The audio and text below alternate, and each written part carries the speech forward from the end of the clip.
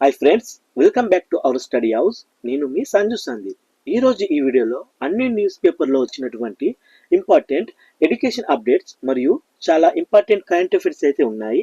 వీడియోని ఎక్కడ కూడా స్కిప్ చేయకుండా చివరి వరకు చూడండి. చూసే ప్రతి ఒక్కరు కూడా ఒక లైక్ చేయండి. మొదటి అప్డేట్ చూసినట్లయితే డిఎస్సి ఫలితాలపై సస్పెన్స్ అంటూ రావడం అయితే జరిగింది. లక్షలాది మంది అభ్యర్థులు ఆందోళనలో ఉన్నారు. డిఎస్సి ఫలితాలపై విద్యాశాఖ నిర్లక్ష్యం వహిస్తుందని, ఫైనల్కి విడుదల 20 రోజులు దాటినా కూడా ఫలితాలు విడుదల చేయకపోవడంపై ఆందోళనకరంగా అయితే ఉన్నది. ఫైనల్కి తప్పులపై క్లారిటీ ఇవ్వకపోవడంతో పాటు లక్షలాది మంది అభ్యర్థులు ఆందోళన అయితే ఉన్నారు. వెంటనే జిఆర్ఎల్ని విడుదల చేసి సర్టిఫికేట్ వెరిఫికేషన్ చేయాలని వీరైతే అభ్యర్థులు డిమాండ్ చేస్తున్నారు. విద్యాశాఖ డిఎస్సి తుదికీని విడుదల చేయగా 210కి పైగా అభ్యంతరాలు వచ్చాయి. అభ్యర్థులు పలు పుస్తకాల్లోని ఆధారాలతో సహా అభ్యంతరాలను అధికారులు అయితే ముందుంచారు. వాటిని విద్యాశాఖ అధికారులు ఎస్సీఆర్టీ పరిశీలనకు అయితే పంపించారు. దీంతో కథ మళ్ళీ మొదటికే వచ్చిందని చెప్పుకోవచ్చు. డిఎస్సి మార్కులకు టెట్ మార్కులు కలిపి ఫలితాలు విడుదల చేయాల్సి ఉంది. అయితే టెట్ మార్కుల అప్లోడింగ్ సవరణకు విద్యాశాఖ అవకాశం ఇవ్వగా దీంట్లోనూ కూడా పలు తప్పిదాలు అయితే వెలుగు చూశాయి. సాంకేతిక సమస్యలతో కొంతమందికి అయితే కొత్త మార్కులు అప్లోడ్ చేసినా కూడా పాత మార్కులు అయితే ప్రత్యక్షమయ్యాయి. ఒక సబ్జెక్టు పరీక్ష రాస్తే మరొక సబ్జెక్ట్ అయితే వెబ్సైట్లో అయితే చూపిస్తుంది. దీంతో గందరగోళ పరిస్థితులు అయితే నెలకొన్నాయని చెప్పుకోవచ్చు. ఎస్సీఆర్టీ సబ్జెక్ట్ నిపుణులు అయితే అభ్యంతరాలపై ఓ నివేదికను రూపొందించి విద్యాశాఖ అధికారులకు సమర్పించినట్టుగా తెలిసింది. అయితే దీనిపై ముందుకెళ్లాలా లేక ఇప్పటికే ప్రకటించిన తుదికి ప్రకారమే నడుచుకోవాలా అన్న విషయంలో విద్యాశాఖ ఏది తేల్చుకోలేక అయితే పోతుంది. దీంతో ఫలితాలపై సస్పెన్స్ కొనసాగుతున్నట్లు మనకు తెలుస్తుంది. తొందరగా జిఆర్ఎల్ లిస్ట్ రిలీజ్ చేసి సర్టిఫికేట్ వెరిఫికేషన్ జరిపించాలని అభ్యర్థులు అయితే కోరుతున్నారు. నెక్స్ట్ అప్డేట్ చూసినట్లయితే ఫిబ్రవరిలో మరో డిఎస్సి అంటూ రావడం అయితే జరిగింది. జాబ్ క్యాలెండర్ ప్రకారమే ముందుకైతే కొనసాగుతుందని ప్రభుత్వం అయితే తెలుపుతుంది. ఈ యొక్క ఎన్ని ఖాళీలు ఉన్నాయని తెలుసుకునే పనిలో అయితే పడింది. ప్రభుత్వం కసరత్తు అయితే చేస్తుంది. ఈ యొక్క రాబోయే ఫిబ్రవరిలో అయితే డిఎస్సి పరీక్షకు నోటిఫికేషన్ విడుదల చేయాలని, ఏప్రిల్ మేలో అయితే పరీక్షలు నిర్వహించాలని అయితే ప్రభుత్వం అయితే కసరత్తు చేస్తుంది. నవంబర్లో టీచర్ ఒక ఎలిజిబిలిటీ టెస్ట్ టెట్ను అయితే నిర్వహించాలని కూడా తెలుపుతుంది. అయితే త్వరలోనే ఫైనల్తో పాటు జిఆర్ఎల్ని కూడా రిలీజ్ చేసేందుకైతే ఏర్పాటు చేస్తుంది. విద్యా హక్కు చట్టం ప్రకారం 1:30 టీచరు స్టూడెంట్ రేషియో ఉండాల్సి ఉండగా రాష్ట్రంలో మాత్రం 1:16 రేషియో ఉంది. రేషనలైజేషన్ చేస్తే చాలా పోస్టులు మిగిలిపోతాయని అధికారులు చెప్తున్నారు. ఈ క్రమంలోనైతే ఇది సిద్ధమవుతుంది. 2025కి నోటిఫికేషన్ ఇవ్వాలని భావిస్తుంది. ఏప్రిల్ లేదా మే నెలలోనైతే పరీక్షలు నిర్వహిస్తారని తెలిపింది.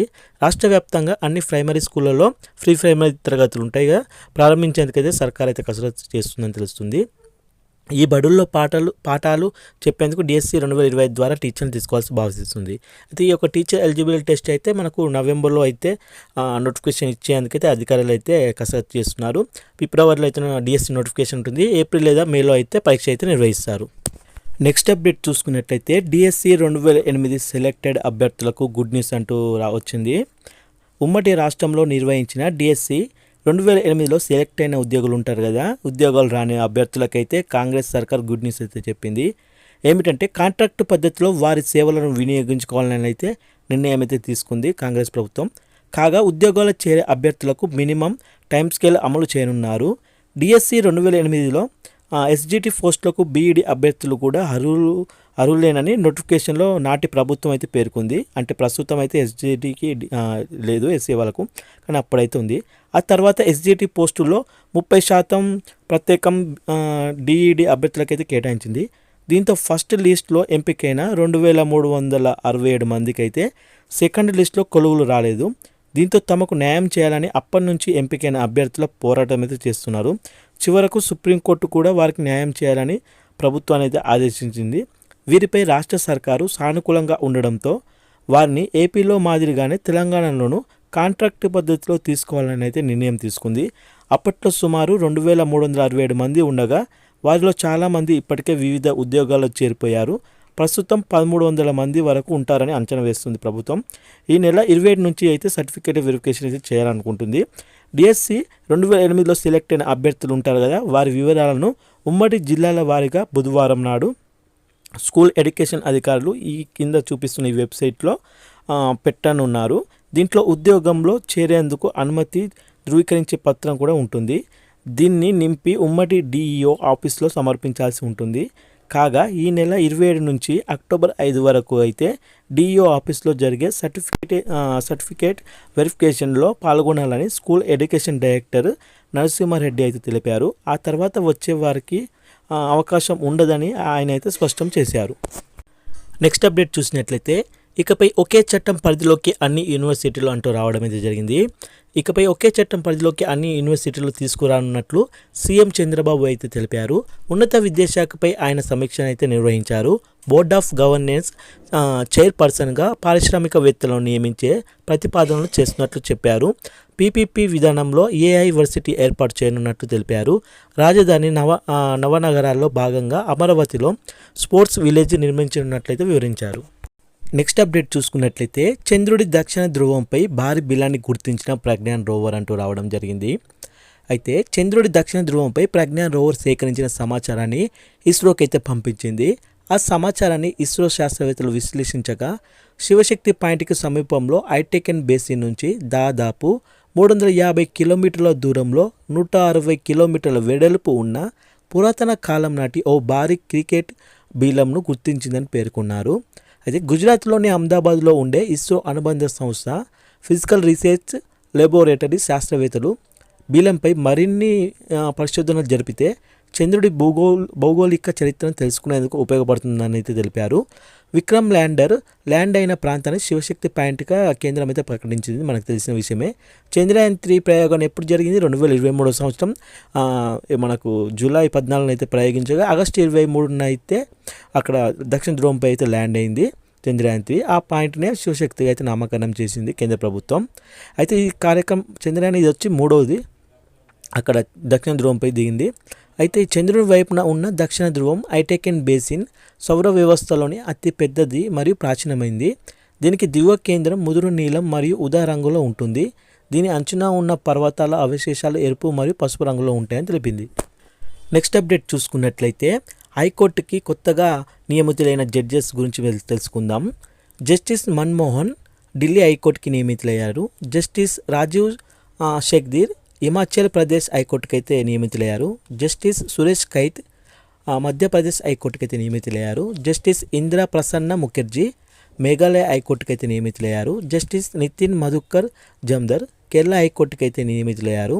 జస్టిస్ తాసి రబ్స్తాన్ జమ్మూ అండ్ కాశ్మీర్ లడక్ హైకోర్టులకు అయితే నియమితులయ్యారు కొత్త జడ్జిలుగా. జస్టిస్ శ్రీరామ్ కళాపతి రాజేంద్రన్ మద్రాస్ హైకోర్టుకి నియమితులయ్యారు. జస్టిస్ ఎంఎస్ రామచంద్రరావు జార్ఖండ్ హైకోర్టుకి అయితే నియమితులయ్యారు. వీరు ఇప్పుడు రీసెంట్గా నియమితులైన జడ్జెస్ హైకోర్టులకు. నెక్స్ట్ అప్డేట్ చూసుకున్నట్టయితే శ్రీలంక ప్రధానమంత్రిగా హారిని అమరసూర్య అంటూ రావడం జరిగింది.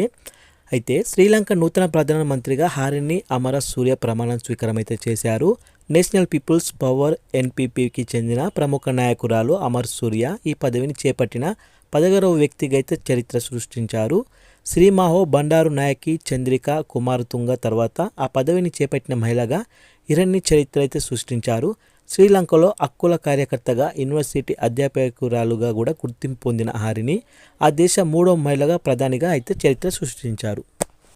నెక్స్ట్ అప్డేట్ చూసినట్లయితే భూమికి భారంగా చైనా డ్యామ్ అంటూ రావడం జరిగింది. చైనాలోని 3 గోర్జెస్ డ్యామ్ ప్రపంచంలోనే అత్యంత పెద్దది. ఏకంగా 10 ట్రిలియన్ గాలన్ల నీరు అందులో నిల్వ ఉంటుంది. అంత బరువు ఒకే చోట నిల్వ ఉండడం భూమి గమనాన్ని ప్రభావితం చేస్తుంది. 0.06 సెకండ్ల మేర భూ పరిభ్రమణ వేగం నెమ్మదించిందని పరిశోధకులు అయితే చెబుతున్నారు. దానివల్ల సూర్యుడి నుంచి 2 సెంటీమీటర్ల నుంచి దూరం పెరిగిందన్నారు. ఈ డ్యామ్ కారణంగా భూకంపాలు పెను విపత్తులు సంభవిస్తాయని వారు ఆందోళన అయితే వ్యక్తం చేస్తున్నారు. నెక్స్ట్ అప్డేట్ చూసినట్లయితే ప్రపంచం గుండెలపై అణ్వాయుధాలు అంటూ రావడం జరిగింది. ప్రపంచంపై యుద్ధ మేఘాలు కమ్ముకుంటున్నాయి. ఇప్పటికే చాలా కాలంగా రష్యా ఉక్రెయిన్ మధ్య యుద్ధం అయితే కొనసాగుతుంది. గాజాపై ఇజ్రాయెల్ దాడులు సాగిస్తుంది. ఇజ్రాయెల్ ఇరాన్ పొరపాటులో ఉన్నాయి. మరియు తాజాగా యుద్ధ ఘర్షణలు అయితే లెబనాన్కు కూడా పాకాయి. ఈ క్రమంలో ఆయా దేశాల మధ్య ఘర్షణాత్మక వైఖరి మరింతగా పెరిగితే ప్రపంచానికే ప్రమాదకరం కావచ్చు. ఈ నేపథ్యంలో ప్రపంచవ్యాప్తంగా ఏ దేశం దగ్గర ఎన్ని అణ్వాయుధాలు ఉన్నాయో ఒకసారి చూద్దాం. అమెరికా దగ్గర 3708 అణ్వాయుధాలు ఉన్నాయి. రష్యా దగ్గర 4380 ఉన్నాయి. చైనా దగ్గర 500 ఉన్నాయి. ఫ్రాన్స్లో 290 ఉన్నాయి. యూకేకి 225 ఉన్నాయి. ఇండియాలో 172 ఉన్నాయి అణ్వాయుధాలు. పాకిస్తాన్లో 170 ఉన్నాయి. ఇజ్రాయెల్లో 90 ఉన్నాయి. ఉత్తర కొరియాలో 50 ఉన్నాయి. నెక్స్ట్ అప్డేట్ చూసుకున్నట్లయితే రూపాయలు 4 లక్షల కోట్ల కార్పొరేట్ రుణాలకు గిరాకీ అంటే రావడం జరిగింది. భారత కార్పొరేట్ రంగం నుంచి స్టేట్ బ్యాంక్ ఆఫ్ ఇండియా ఎస్బీఐకు ఇప్పటికే రూపాయలు 4 లక్షల కోట్ల రుణాలకు గిరాకీ ఉన్నట్లు స్టేట్ బ్యాంక్ ఆఫ్ ఇండియా చైర్మన్ శ్రీ శ్రీనివాసులు శెట్టి అయితే తెలిపారు. ప్రస్తుత ఆర్థిక సంవత్సరం ద్వితీయార్థంలో ప్రైవేట్ రంగ మూలధన వ్యయాలు మరింత పెరిగే అవకాశం ఉండొచ్చని అంచనా వేశారు. రోడ్లు, పునరుత్పాదక ఇంధనం, రిప్లైనర్లు వంటి మౌలిక సదుపాయాల రంగం నుంచి రుణాల కోసం ఎక్కువ దరఖాస్తులు వస్తున్నాయని ఆయన అయితే తెలిపారు. అయితే ఈ యొక్క ద్వితీయార్థంలో మరింత గిరాకీ పెరిగినట్టు తెలుపుతుంది. సాధారణంగా కార్పొరేట్లు తమ ప్లాంట్ల విస్తరణ కోసం సొంత నిధులు సమీకరణపై ఆధారపడతారు. ఇప్పుడు కొంతమంది ఈ విస్తరణకు టర్మ్ రుణాలు తీసుకుంటున్నారు.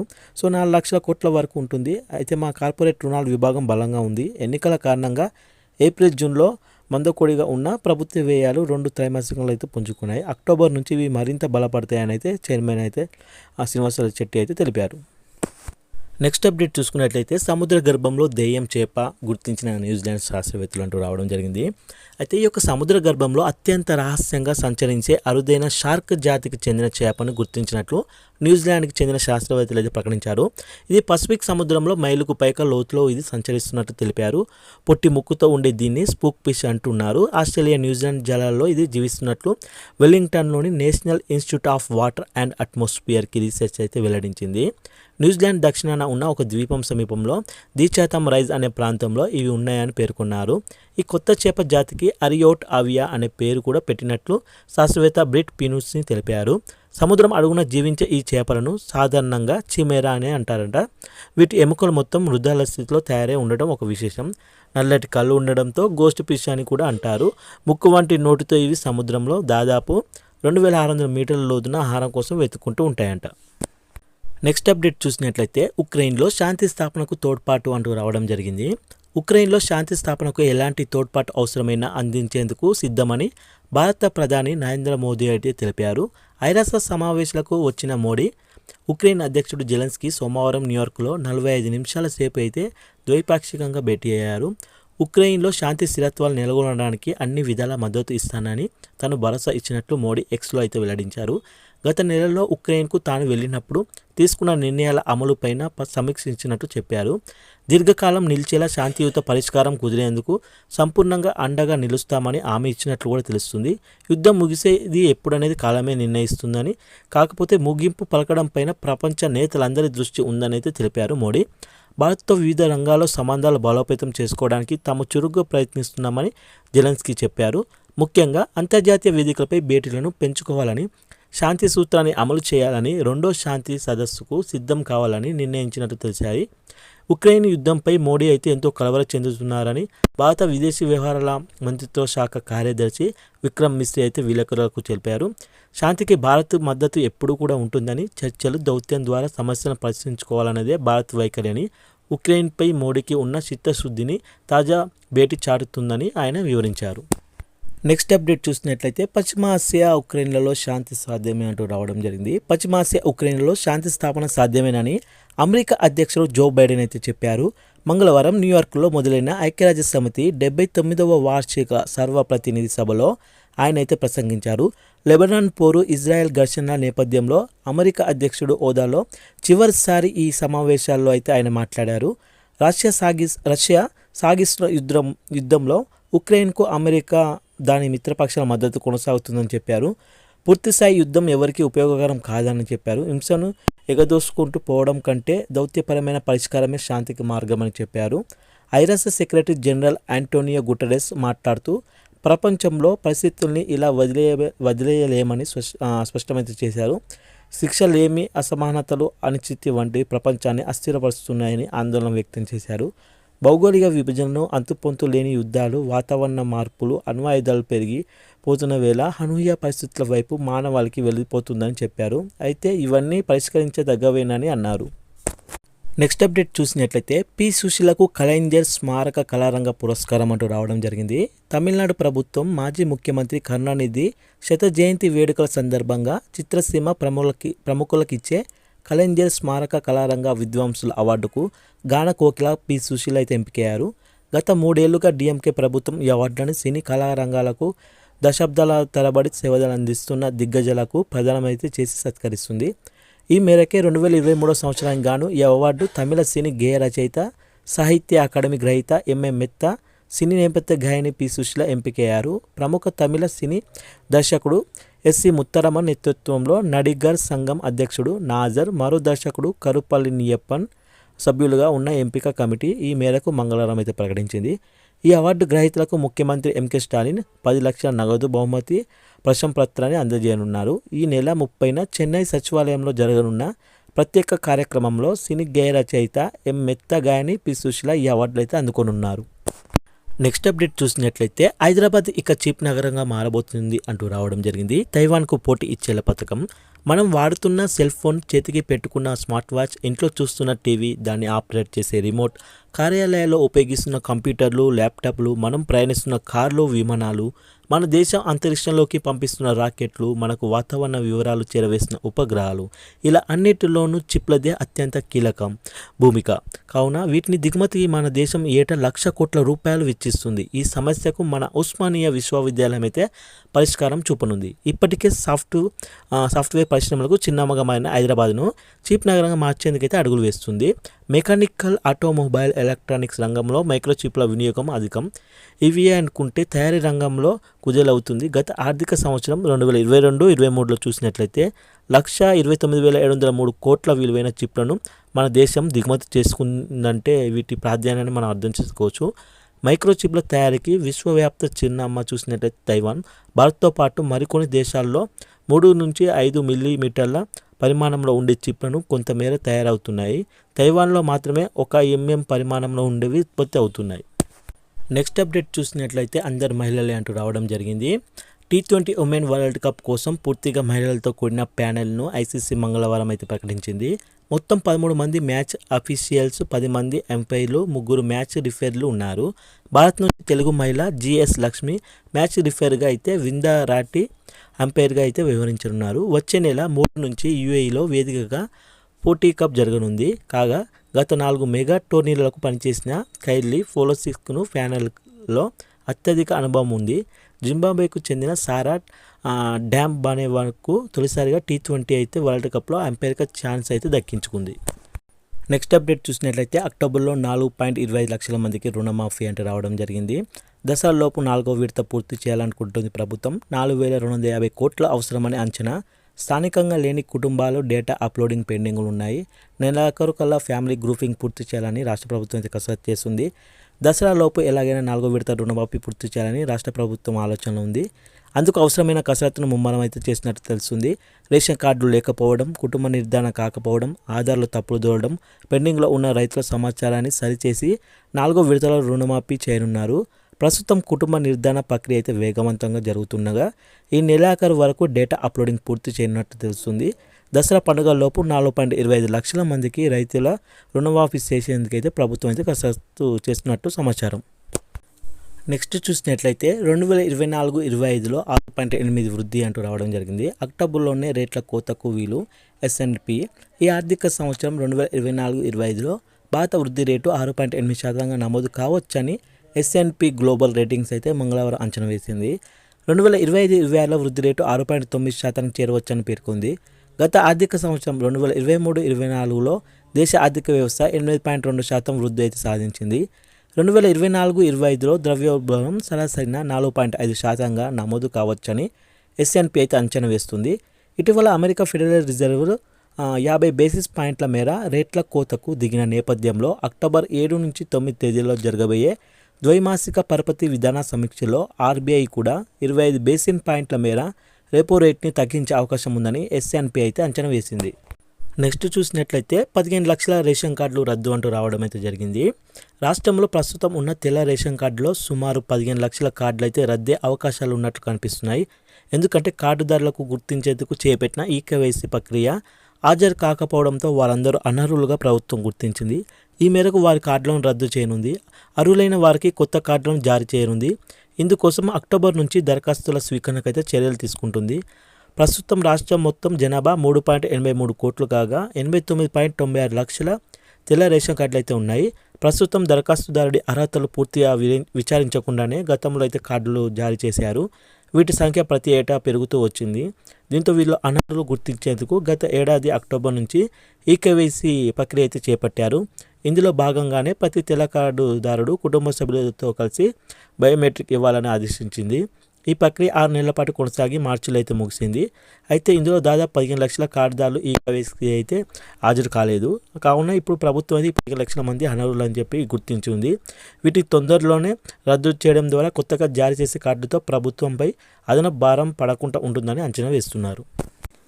చూశారు కదా ఫ్రెండ్స్, ఈరోజు వచ్చిన ఎడ్యుకేషన్ అప్డేట్స్ మరియు ఇంపార్టెంట్ కరెంట్ అఫైర్స్ గురించి ఈ వీడియోలో పూర్తిగా. వీడియో నచ్చితే మాత్రం అలా చూసి వెళ్ళిపోకుండా ప్లీజ్ ఒక లైక్ చేయండి, షేర్ చేయండి, సబ్స్క్రైబ్ చేసుకోవడం మాత్రం మర్చిపోకండి. Thank you friends.